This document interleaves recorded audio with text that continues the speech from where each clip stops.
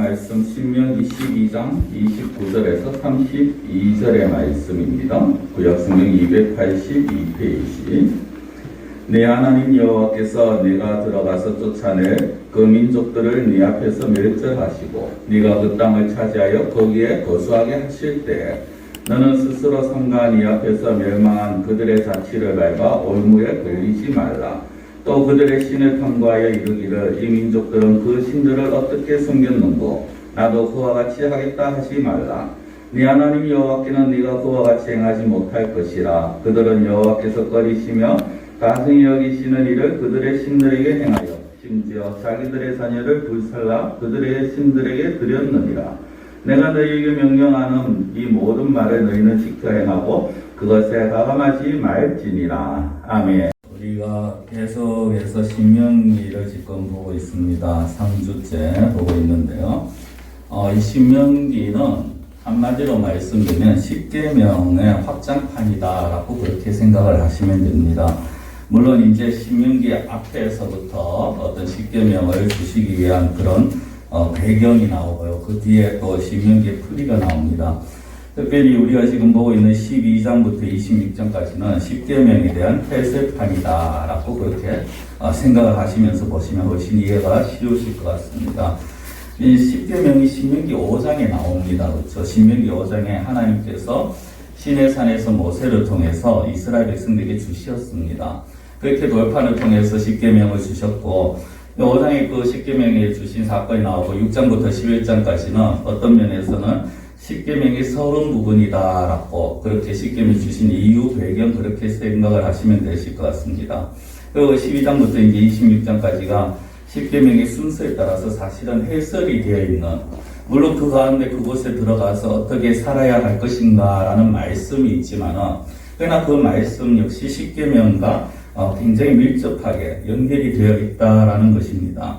물론 이제 그 십계명이라는 단어가 계속 나오지는 않습니다. 그렇지만 12장 1절 마지막에 보시면요, 규례와 법도가 이러하니라라고 하는 말씀이 바로 그 십계명의 말씀이 이러한 내용이다, 이러한 것을 의미한다라는 그런 의미를 다 가지고 있는 것입니다. 대략적으로 몇 가지만 말씀을 드리면요, 12장과 13장은 1계명, 2계명에 대한 설명입니다. 다른 신들에 대해서 금해야 될 것을 말씀합니다. 그리고 14장에 가서는 제3계명인 하나님의 이름에 대한 설명이고요. 14장 중반부터 16장까지는 안식일에 대한 4계명의 말씀, 16장 중반부터 또 18장까지는 5계명이죠. 부모와 또 이 사람의 권위에 대한 말씀, 이런 식으로 계속해서 이제 26장까지 그렇게 쭉 나아가시게 됩니다. 물론 어떤 경우는 단락과 단락 사이가 명확할 부분이 쉽지는 않습니다만은 우리가 계속해서 보실 때 이 계명에 관한 말씀이구나라고 생각을 하시면서 보시면은 훨씬 이해가 쉽게 되실 것 같습니다. 우리가 지금 계속 보고 있는 신명기 12장, 그리고 우리가 다음 주에부터 볼 13장은요, 앞서 말씀드린 것처럼 나 외에 다른 신을 내게 두지 말라 1계명 말씀이죠. 그리고 너는 너를 위해서 새긴 우상을 하늘에서나 땅이나 땅 아래 물속에 있는 어떤 형상으로도 만들지 말라라는 2계명 말씀이 계속해서 나옵니다.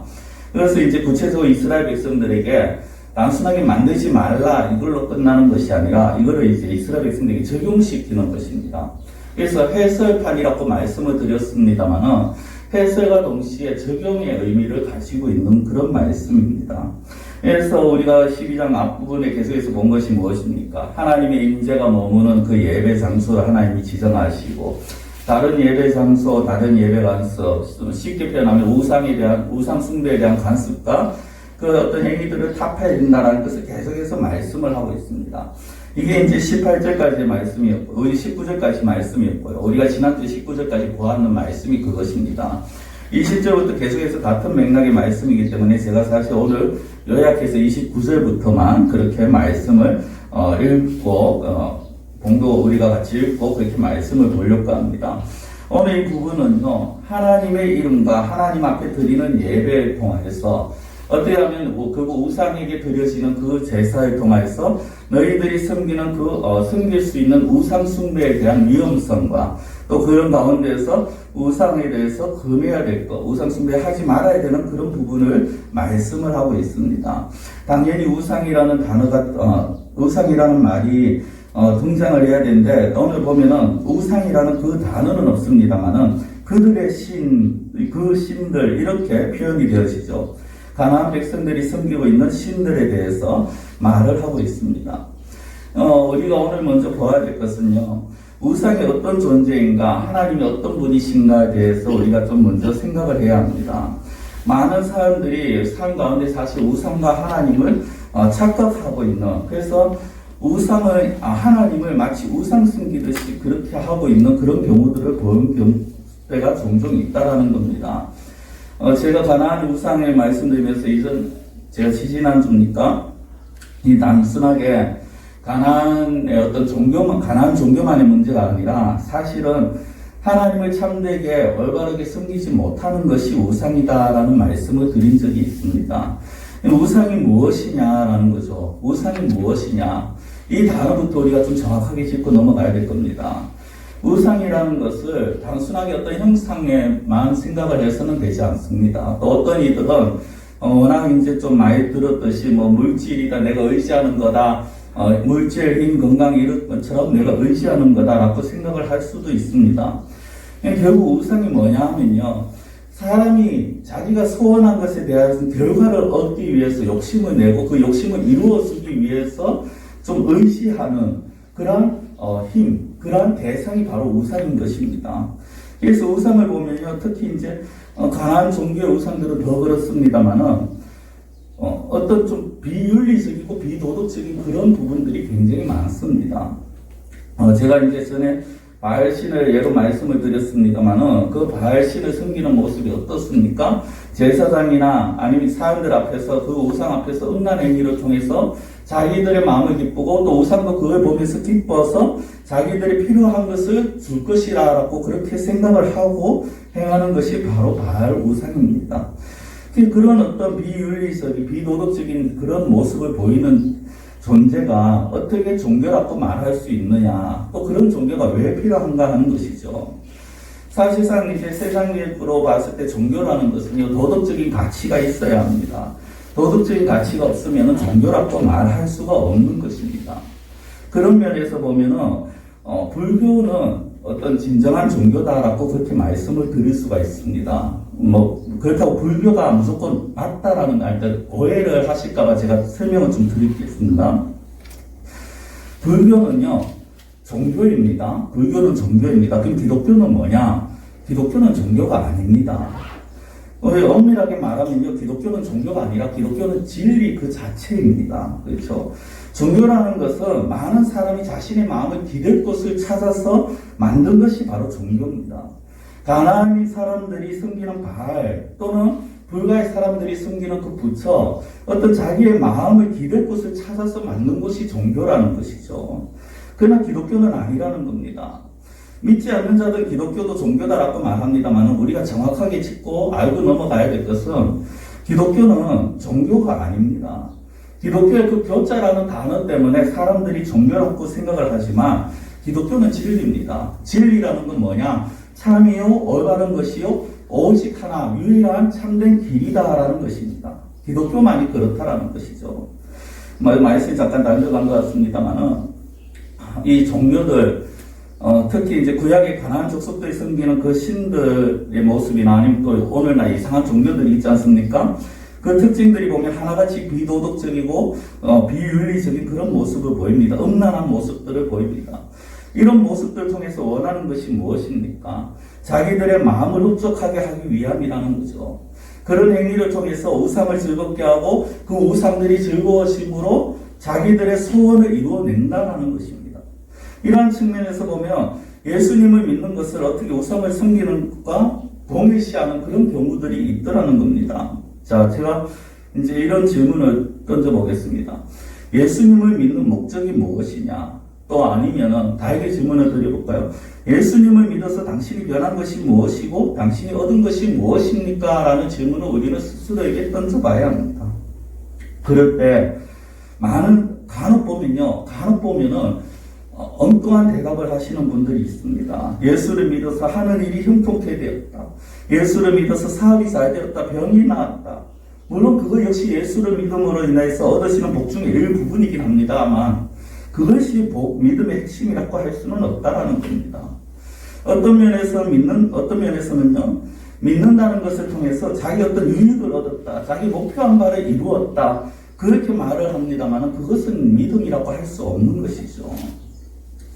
사람들이 종교를 왜 만드느냐? 자기의 욕심을 이루기 위해서, 채우기 위해서 종교를 만들어 갑니다. 그렇게 하기 위해서 우상을 만들고 그것을 섬기는 거죠. 그렇게 되면 신이 나에게 무엇을 요구하는 것이 아니라 내 자신의 요구를 신에게 말합니다. 세상의 종교를 한번 보십시오. 내가 무엇을 필요로 합니다. 나의 무엇을 들어주십시오. 오직 그것밖에 없습니다. 그 신은 그런 나의 어떤 욕심, 탐욕을 들어주는 힘을 가진 존재밖에 되지 않는다라는 것입니다. 우리가 하나님을 우상처럼 섬기지 말자, 가나안 신처럼 섬기지 말자라고 제가 말씀을 드리면 많은 분들이 나는 절대 하나님을 우상처럼 섬기지 않아 라고 그렇게 말씀들을 하실 겁니다. 그러나 우리의 삶을 한번 돌아보자라는 겁니다. 사람들이 종교를 가지려고 하는 이유, 앞서 말씀드린 것처럼 보다 나은 삶을 살기 위해서입니다. 그러나 기독교는 다른 관점입니다. 우리가 하나님을 믿고 예수님을 섬긴다는 것은요, 단순하게 내 삶이 더 나아지기를 원하는 수준을 넘어서야 됩니다. 기독교에서 믿음은 그 믿음의 대상인 하나님과 그리고 예수님을 닮아가는 것, 이것이 바로 믿음입니다. 우리가 하나님 앞에 나와서 하나님, 내가 하나님 믿지 않습니까? 내가 교회 다니고 신앙생활 하지 않습니까? 그런데 왜 나에게 이런 어려움을 주십니까? 왜 내 소원을 들어주시지 않습니까? 라고만 말한다면 그것은 하나님을 우상으로 만든다라는 것입니다. 우리는 하나님을 믿고 교회 다니는 목적이 우리의 소원을 이루기 위해서가 되면 안 된다는 거죠. 간혹 예전에 보면요, 이제 전도를 하면서 이렇게 전도하신 분들이 예전 보니까 계시더라고요. 우리 교회 분들이 아니고 다른 지역에서, 제가 있던 데서, 그래, 몸이 안 좋아. 교회 나오면 병 다 나. 교회 나오면 가정이 화목해서, 병이 나오면 모든 문제가 다 해결돼. 마치 교회에 나오면 그것이 만사형통인 것처럼, 모든 것이 다 해결되는 것처럼 그렇게 막 선포하고 그렇게 말하는 분들이 계시더라는 겁니다. 근데 그렇게 그 목적만 가지고 믿게 된다면, 물론 그렇게 해서 믿어서 더 신앙이 성장이 된다면 모르겠습니다만은, 그러나 전하는 사람조차도 그것이 전부인 양 생각을 한다면, 그럼 바로 그 사람은 그 하나님을 우상으로 만들고 있더라는 거죠. 한 예로 어떤 분 그런 말씀을 예전에 하시더라고요. 저 사람은 교회 저래 열심히 다니면서도 왜 저렇게 병이 안 났나 몰라. 저 집은 왜 저렇게 어려운가 몰라. 그런 문제, 그런 고민이 어떻게 됩니까? 자신의 믿음의 문제인가 이런 고민을 하게 되고요. 또 한편으로는 정말 내가 믿는 하나님이 진짜 능력이 있는 하나님인가 신인가 이런 생각을 하게 되고 오히려 하나님을 모독하는 그런 자리로 나아가게 되더라는 거죠. 제가 서두에 신명기 12장 13장이 십계명 1, 2장의 풀이라고 그렇게 해설판이라고 말씀을 드렸죠. 1계명이 무엇입니까? 하나님 외에 다른 신을 두지 말라라는 것입니다. 2계명은 자신을 위해서 어떤 우상도 만들지 마라. 하늘에 있거나 땅 위에 있는 땅 속에 물 속에 있는 어떤 형상도 만들지 말고 섬기지 말라라는 것입니다. 이것은 하나님을 믿는다는 핑계하에 하나님을 우상처럼 생각하지 말라라는 그런 의미를 가지고 있습니다. 단순하게 어떤 조각을 하지 말라라는 것이 아니라는 거죠. 그런데 사람이라는 존재는 참 약해서 잠시만 방심하면요, 하나님을 우상처럼 그렇게 여길 수 있는 그런 위험한 마음을 품게 되어지더라는 겁니다. 제가 지지난주에 예배에 대해서 계속 말씀을 드렸지 않습니까? 우리가 드리는 예배는 불신자들이 우상에게 드리는 제사와는 절하는 제사와는 분명한 차이가 있어야 합니다. 우리가 드리는 예배는 하나님으로부터 뭔가를 얻기 위해서 드리는 그런 예배가 아니라는 겁니다. 하나님 앞에 뭔가 얻기 위해서 하나님의 마음을 좀 만족시켜주고 즐겁게 하기 위해서 우리가 드린다. 그런 예배를 그것은 우상에게 드리는 제사라는 거죠. 우리가 드리는 예배는요, 하나님의 이름과 하나님의 거룩하심, 하나님의 은혜를 선포하는 자리가 되어야 하는 것입니다. 다르게 말씀드리면 예배는 우리가 소원하는 것을 얻어내는 것이 아닙니다. 우리의 예배는 우리의 소원을 이루내기 위한 방법이 아니라 정말 하나님 앞에 항복하는 자리가 예배의 자리입니다. 하나님, 나는 할 수 없습니다. 하나님이 나의 주인이시고 하나님만이 모든 것의 주인이십니다. 고백하는 것이 바로 예배의 자리라는 것입니다. 우리를 향한 하나님의 은혜와 사랑을 고백하고요, 그것에 대해서 하나님을 찬양하는 것이 바로 예배인 것입니다. 하나님께서 나의 마음의 소원을 이루기 위해서 그분께 아첨해야 된다? 아니죠. 그런 건 아닙니다. 그분의 마음을 달래야 된다, 그분의 좀 눈에 즐겁게 해야 된다, 그런 것이 아니라는 겁니다. 예배 자리는 하나님께서 하신 일들을 선포하는 것이고, 또 그 선포되어진 일들, 그 하나님의 말씀을 인정하는 것이고, 그리고 그 하나님을 찬양하는 것이 바로 예배인 것입니다. 그러나 우상은 그렇지 않죠. 우상은요, 자기를 섬기는 자들에게는 요구사항이 없습니다. 뭐 굳이 요구를 들려면 그 앞에서 즐겁게 행동해서 우상의 마음을 좀 달래는 것, 그런 것이죠. 자기를 섬기는 자들에게 그래, 너희는 어떻게 살아야 된다, 이렇게 살아야 된다, 저렇게 살아야 된다, 그런 말을 하지도 않습니다. 고귀한 삶을 요구하지도 않습니다. 거룩하면 더더욱 거리가 멉니다. 그러나 하나님은 아니라는 겁니다. 하나님은 예배 가운데서 하나님의 계획을, 하나님의 뜻을 보여주십니다. 그리고 그 계획에 따라서, 하나님의 뜻에 따라서 하나님께서 하신 일들을 사람들이 고백하고, 맞습니다, 하나님 맞습니다, 인정하고 높이는 것이 바로 예배입니다. 계속 제가 하나님과 우상을 이렇게 비교합니다만, 비교하는 자체가 사실은 우습죠. 우스운 일입니다만은, 예배를 우상에게 절하는 것 자체 우습지만 하나님과 우상이 얼마나 다른지를 제대로 알지 못하기에 많은 사람들이 그렇게 하고 있더라는 겁니다. 우리의 기도나 우리의 예배나 우리의 신앙생 모든 것들이요, 하나님이 먼저 사람들에게 계획이 있으시고 그대로 인도하시는, 즉 하는 주도권이 누구에게 있느냐? 하나님께 있음을 우리가 인정합니다. 하나님께서 모든 것을 하시고 그 하신 것들에 대해서 사람들은 그 하나님의 하신 일들에 대한 감사와 고백의 예식이 바로 기독교 예배입니다. 그래서 찬송을 드리는 것도 우리의 감사의 표현인 것이고요, 기도도 헌금도 우리의 감사의 고백의 표현인 것입니다. 그 하나님이 하신 일들에 대한 표현인 것이죠. 근데 우상은요, 사람들에게 이런 요구를 하지 않습니다. 우상은 아무 말 하지 않습니다. 너희들 이런 삶을 살아야 돼, 저렇게 살아야 돼, 이런 건 버려야 돼, 저런 건 하면 안 돼, 그런 말을 하지 않습니다. 우상들은요, 그래서 우상을 섬기는 자들이 결정을 다 해버립니다. 내가 무엇을 해야 합니다, 내가 무엇을 가져야 됩니다, 내가 어떻게 하겠습니다, 그러니까 좀 이런 것들이 잘 되게 해주십시오라고 그래서 우상은 들어주기만 하면 되는 것입니다. 그런 면에서 우리가 설교를 중요시 여겨야 되는 겁니다.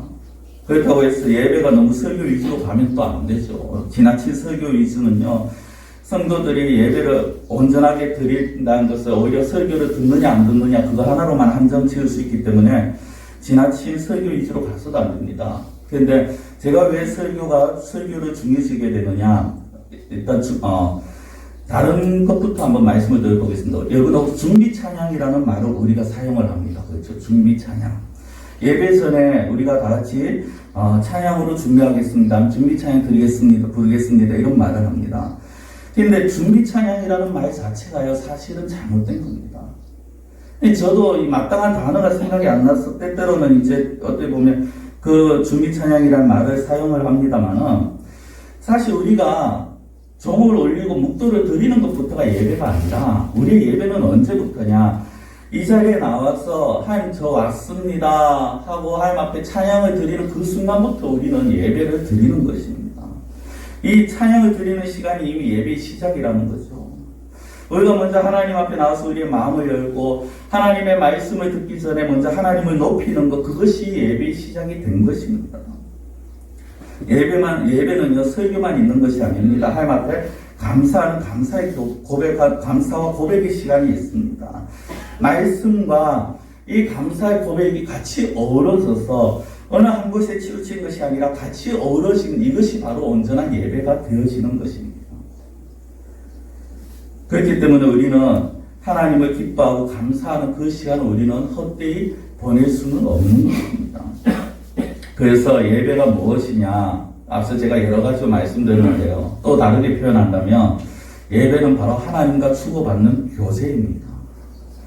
한 사람이 일방적으로 말한다. 그는 학교에서 학원입니다. 그렇죠? 요즘 학교는 좀 덜한 것 같습니다만 학원은 앞에서 강사가 일방적으로 가르치고 끝이 납니다. 하나님 편에서 일방적으로 말씀하시고 끝난다. 또는 성도들 편에서 일방적으로 자기 할 말만 다 하고 끝난다. 그건 온전한 예배가 아니라는 것입니다.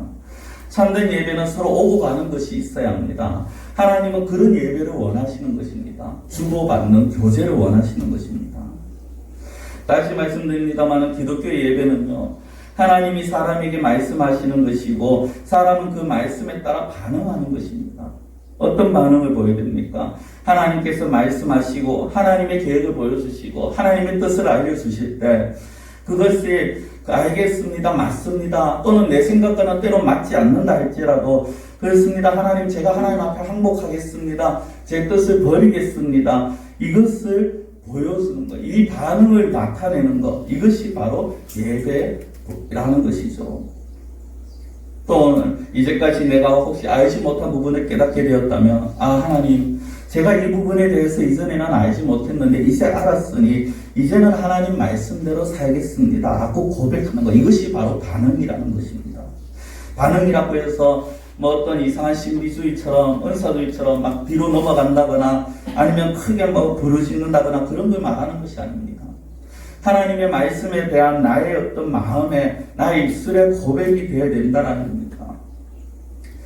간혹 이제 은혜 되었다, 감동받았다라는 그런 말들을 우리가 종종 사용하지 않습니까? 어떤 집회나 예배에 은혜가 무엇이고 감동이 무엇이냐 하는 것을 생각해 봐야 됩니다. 단순하게 내 마음이 좀 편안해지고 내 마음에 좀 어떤 만족감이 있고 아니면 분위기가 전체적으로 좀 경건하고 거룩한 분위기고 그러면 그것은 은혜다, 감동이다라고 할 수 있느냐? 아니라는 것이죠. 그런 것은 어떻게 보면 부차적인 것입니다. 우리가 은혜다, 감동이 되었다라고 말하는 것은요, 하나님께서 나를 부르셨고 하나님이 나의 찬양을 받으시고 하나님이 나에게 말씀하여 주신다라는 그 사실에 대해서 감사가 있고 내가 그 사실에 대해서 인정이 되어지고 고백이 되어지는 그것이 바로 은혜고 감동인 것입니다. 하나님께서 우리에게 정말 필요한 말씀들 주셨고 오늘 나에게 정말 필요절절하게 나에게 말씀해 주셨다라는 그 사실에, 그리고 하나님께서 말씀으로 우리를 먹이신다라는 그 사실에 대한 감사, 그것이 바로 그 감사를 할 수 있다는 것이 바로 은혜가 되었다라는 것이죠. 그래서 기독교 예배는요, 감사와 기쁨의 경배이면서 영적이자 또 인격적인 그런 교제가 되어야 되는 것입니다. 내가 하나님께 감사하고 하나님은 우리들에게 살아갈 방향을 보여주시면서 우리는 그 말씀대로 살기를 다짐하면서 순종하는 것, 이것이 바로 진실의 예배의 모습이라는 것입니다. 근데 가나안 사람들은요, 그런 모습을 보이지 않습니다. 본문 31절의 말씀을 제가 한번 읽어드리겠습니다. 내 하나님 여호와께는 네가 그와 같이 행하지 못할 것이라. 그들은 여호와께서 꺼리시며 가증히 여기시는 일을 그들의 신들에게 행하여 심지어 자기들의 자녀를 불살라 그들의 신들에게 드렸느니라. 여기에 보면 그들은 자녀를 불살라 그들의 신들에게 바쳤다라고 말합니다. 정상적인 사람이라면 또 상식적으로 이게 이해가 안 되는 그런 말이죠. 윤리적으로도 맞지 않습니다. 그런데 이런 일은 누가 합니까? 가나안 원주민들이, 지금 이스라엘 백성들이 들어가야 할 그 땅에 살고 있는 사람들이 그렇다는 겁니다. 그 사람들은 자기들의 신이 이런 행위를 좋아한다는 그 착각 속에 살고 있더라는 거죠. 이 지금 뒤에 나오는 자녀를 불살라서 그들의 신들에게 드렸다는 이 신은요, 이 가나안 쪽에 보면 암몬 족속에 섬기는 몰렉이라는 신이 있습니다. 이 몰렉이라는 신은 보면은 이제 간혹 그런 어떤 그림들 보셨는지 모르겠는데 사람의 몸에 소의 머리를 하고 있습니다. 그리고 어디에 걸터 앉아 있으면요, 그 안에 텅텅 비어 있습니다. 그러면 이제 제사를 드릴 때 어떻게 하냐면 그 안에 텅 비어 있는 안에 불을 피웁니다. 불을 피워서 그 우상이 벌겋게 달궈지면은 아이들을 그 위에, 그 팔에, 다리, 허벅지 위에 걸터 앉게 합니다. 또는 아이를 죽여서 그 안에 던집니다. 때로는 그 불 사이를 통과하게 하기도 합니다. 몇 가지 방법이 있습니다만은 오늘 자녀를 불살한다는 것이 바로 그런 겁니다. 물론 이제 또 그 가나안 쪽에 보면은 밀곰이라는 신과 부모스라는 신도 이 비슷한 그런 제사를 드립니다만은 그것을 왜 합니까? 그렇게 해서 이 신이 그런 걸 좋아한다는 거죠. 자기 우리로 말하면은 야 이렇게 이 자녀를 바치는 그거를 이 신은 그걸 보면서 기뻐한다는 거죠. 기뻐서 자기들의 소원을 들어준다라는 겁니다. 어떻게 보면 타락하고 부패한 그런 사람들의 본성이 만든 신이죠. 타락하고 부패한 사람들이 만든 것이 오죽하겠습니까? 그들이 생각한 것의 한계입니다. 그런데 이래 한번 보십시오. 정말 인간을 위하는 신이라면 그러한 요구를 하겠느냐는 것입니다. 자녀를 불태우라는 그런 요구를 하겠습니까? 진정한 신이라면 사람을 고통으로 밀어넣겠느냐는 거죠. 우리가 믿는 하나님 한번 생각해 보십시오. 하나님께서 고통 가운데 밀어넣으시는 분이냐? 아닙니다. 우리의 하나님은 오히려 자기 백성을 건져주시는 분이시죠. 죄에서, 지옥에서, 사단의 권세에서, 그리고 온갖 어려움 가운데서, 흑암 구렁텅이 가운데서 하나님은 당신의 백성을 건져주시는 분이시고 인간다운 삶을 살도록 요구하시는 분이 바로 하나님이십니다. 그러나 아담 이후에 모든 사람들이 타락하고 부패하신 그 사람들이 하나님을 떠나고 자기 마음대로 이제 신을 만든 거죠. 자기 마음에 맞는 신을 만들다 보니까 이런 어떤 몰래과 같은 이상한 그런 신들까지 만들어내고 비윤리적이고 비도덕적인 신을 만들 수밖에 없더라는 겁니다. 그래서 하나님께서 그런 부패한 마음을 가진 자들 가운데 택하신 하나님의 백성들에게 이스라엘에게 요구하시는 것이 무엇입니까?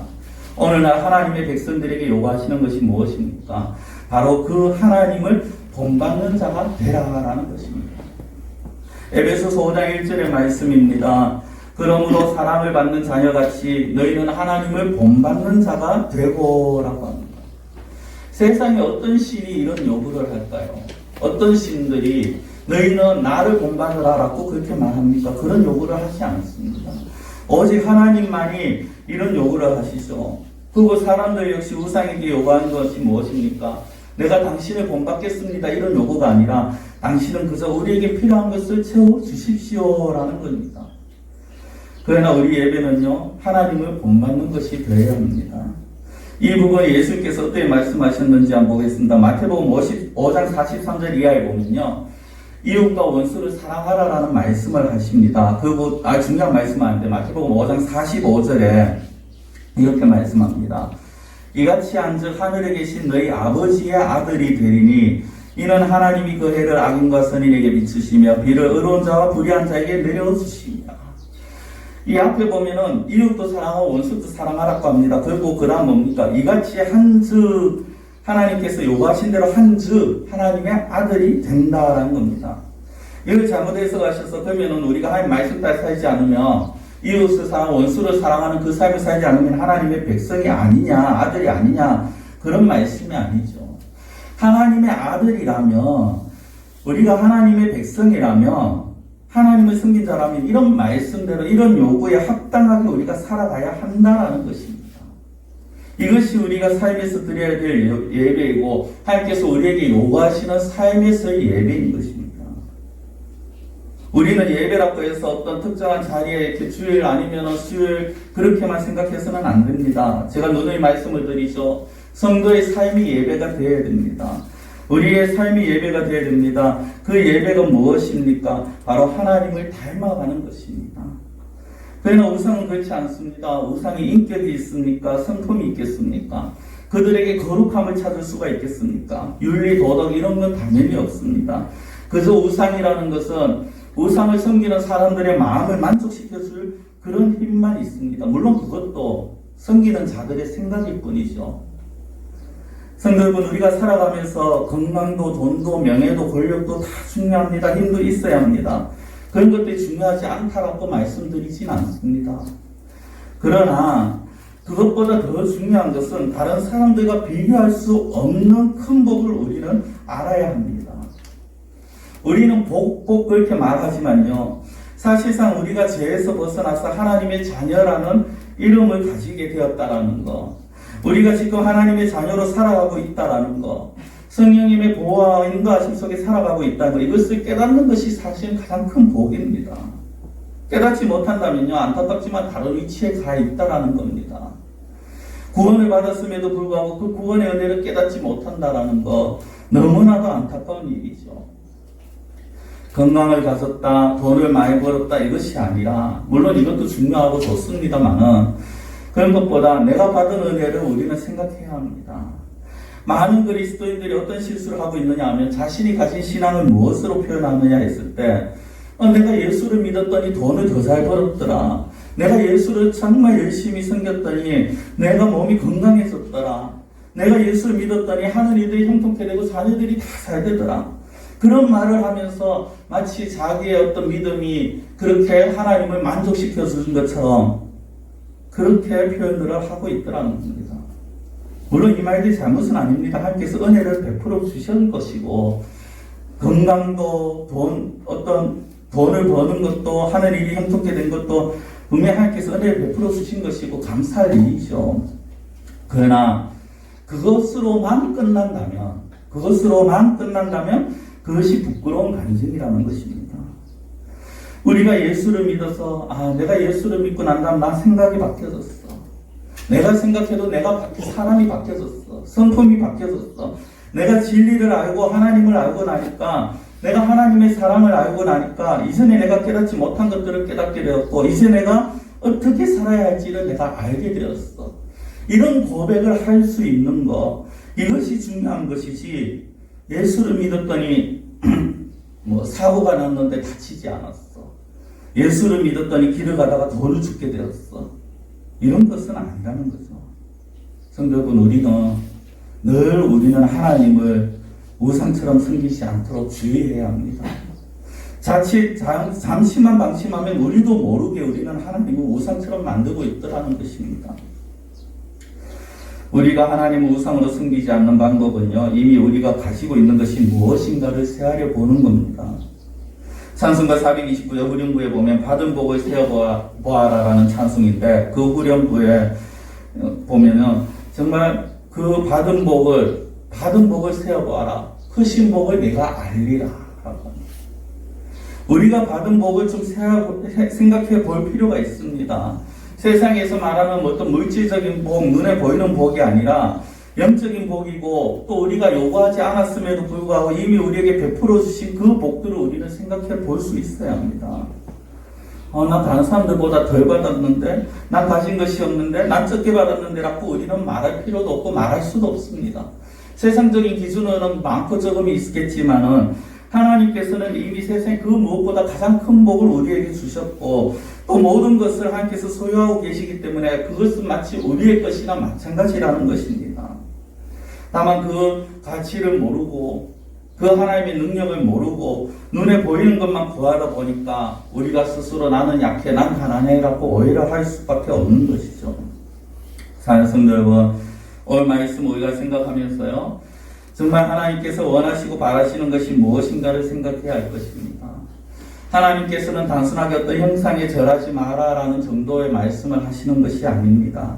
하나님은 우상처럼 섬기지 말라라는 이 말씀 안에는 하나님께서 모든 것을 계획해 놓으시고 하나님께서 모든 것을 준비하셨고 하나님께서 모든 것을 베푸시기에 우리는 늘 하나님께 받은 것을 생각하고 하나님께서 나에게 바라시는 것이 무엇인가를 생각하고 하나님의 말씀을 듣고 또한 그 말씀에 합당하게 우리가 하나님을 찬양함으로 우리가 반응을 보이는 것, 우리의 삶에서 하나님이 원하시는 삶을 살아가는 것, 그렇게 함으로써 우상이 아니라 참된 예배를 드리실 수 있는 참된 하나님을 섬기시는 그런 우리 성도님들이 되시기를 축원합니다.